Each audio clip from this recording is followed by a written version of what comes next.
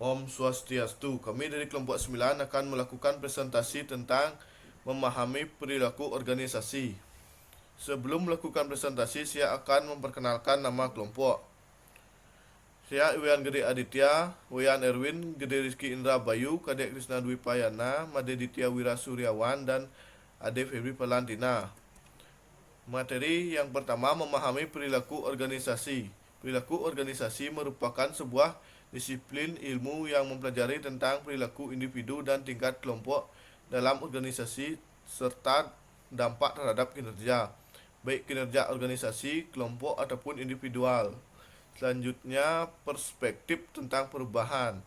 Perubahan selalu terjadi di mana saja, bahkan dapat dikatakan tak ada yang abadi kecuali perubahan tersebut. Perubahan bersifat universal, di mana saja, kapan saja, serta dihadapi oleh siapa saja. Pendekatan melakukan perubahan. Pendekatan kekuasaan sepihak, atasan melalui kekuasaan dan wewenangnya, dapat menyarankan melakukan perubahan yang dapat dilakukan dengan tiga cara. Yang pertama, dekrit, yang kedua, pergantian, dan yang ketiga, struktur. Pendekatan bersama dilakukan dengan cara yang pertama, pemutusan kelompok, yang kedua, pemecahan dalam kelompok. Pendekatan delegasi dilakukan dengan dua cara, yaitu yang pertama, keputusan kelompok, yang kedua, kelompok latihan kepekaan. Selanjutnya akan dipresentasikan oleh teman saya. Saya akan melanjutkan presentasi dari teman saya. Desakan untuk melakukan perubahan. Menurut Indrio Gitus Darmo dan Nyoman Brita, ada dua, yaitu dari dalam dan dari luar. Dari dalam, perubahan nilai kerja, producing masalah proses organisasi. Dari luar, persaingan, perubahan permintaan konsumen, ketersediaan sumber-sumber, teknologi, sosial politik.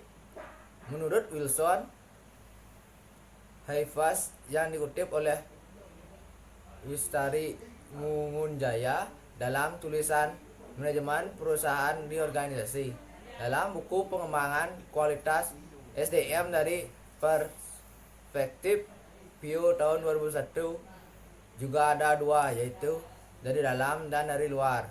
Dari dalam, visi misi, filosofi baru, strategi baru, redefinisi core bisnis, restrukturisasi dan regenerering organisasi, kondisi SDM, perubahan budaya organisasi.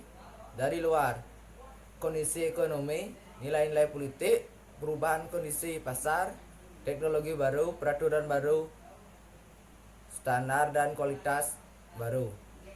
Sekian presentasi dari saya. Selanjutnya akan dilanjutkan oleh teman saya. Saya akan melanjutkan presentasi dari teman saya, yaitu penolakan terhadap perubahan. Penolakan oleh individu karena yang pertama, ketakutan akan kehilangan, kegagalan sesuatu yang tak diketahui. Kedua, ketidakmampuan beradaptasi. Yang ketiga, ketidakpercayaan terhadap manajemen. Dan yang keempat, ada ancaman terhadap keterampilan dan kompetensi. Selanjutnya ada penolakan organisasi, yaitu karena yang pertama, ancaman terhadap struktur kekuasaan. Yang kedua, keengganan merubah struktur yang sudah stabil. Yang ketiga, ada subsistem atau sistem hubungan. Yang keempat, ada biaya besar. Sekian presentasi dari saya, akan dilanjutkan oleh teman saya. Saya akan melanjutkan presentasi dari teman saya. Mengatasi penolakan terhadap perubahan. Banyak penulis perilaku keorganisasian yang menawarkan strategi atau metode yang dapat digunakan dalam mengatasi penolakan terhadap perubahan, yang bila dipilah adalah sebagai berikut. A. Pendidikan dan komunikasi. Jelaskan hakikat perubahan, mengapa perubahan perlu dilakukan. Jelaskan masalah yang berkaitan dengan perubahan. B. Keterlibatan dan partisipasi. Libatkan bawahan dalam melakukan perubahan. Dilakukan bila pemilik gagasan tidak memiliki semua informasi yang diperlukan untuk mendesain perubahan. C. Dukungan. Bangkitkan dukungan. Dengarkan kekhawatiran pekerja dan berikan respon untuk menghilangkan kekhawatiran. D. Insentif dan negosiasi. Persetujuan dengan pekerja, menawarkan tambahan insentif. Manipulasi pemilihan. Informasi dimanipulasi sehingga pekerja hanya menerima informasi yang dapat mendorong penerimaan terhadap perubahan. Paksaan. Memaksa pekerja untuk menerima perubahan dan mengancamnya. Dilakukan bila orang yang memiliki insentif mengadakan perubahan memiliki kekuasaan yang benar. Selanjutnya akan dilanjutkan oleh teman saya. Agen perubahan. Banyak pakar yang telah memberikan pengertian tentang agen perubahan tersebut, tetapi bila diambil kesimpulannya bahwa agen perubahan tersebut adalah orang-orang dapat berupa konsultan, manajer baru, manajer senior yang mempunyai perspektif baru. Peran agen perubahan antara lain menyediakan bentuk teknis, spesialis atau nasihat dalam mengelola upaya perubahan. B. Mendiagnosa kebutuhan atau masalah perubahan. C. Merencanakan dalam memimpin kegiatan pelatihan. D. Konsultator dalam menunjang perubahan internal.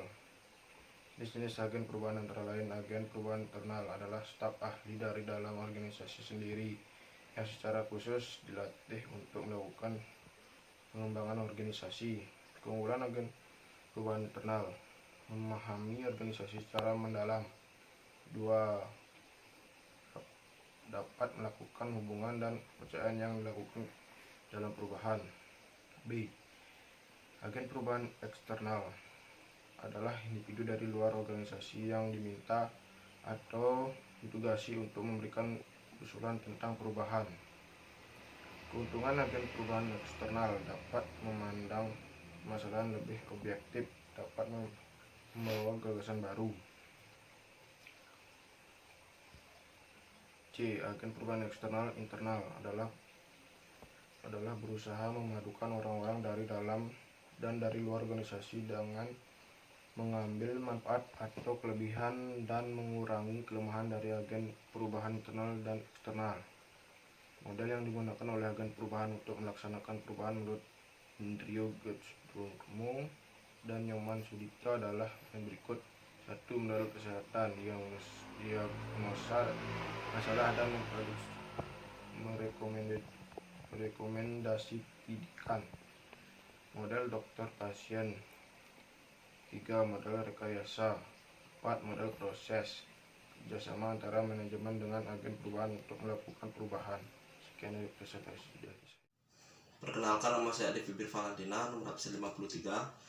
Di sini saya akan membawakan materi tentang konsep mengenai pengembangan organisasi.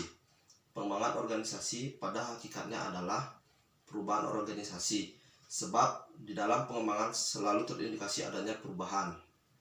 Karenanya ketika kita membahas pengembangan organisasi, maka secara tidak langsung yang kita bahas adalah perubahan itu sendiri.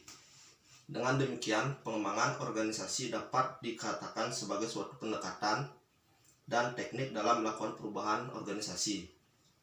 Di dalamnya terkandung suatu proses dan teknologi untuk menyusun strategi, arah, dan pelaksanaan pengembangan organisasi secara terencana. Demikian presentasi dari saya. Baik, sekian presentasi dari kelompok kami. Akhir kata saya ucapkan terima kasih dan saya tutup dengan parama santi. Om Santi Santi Santi Om.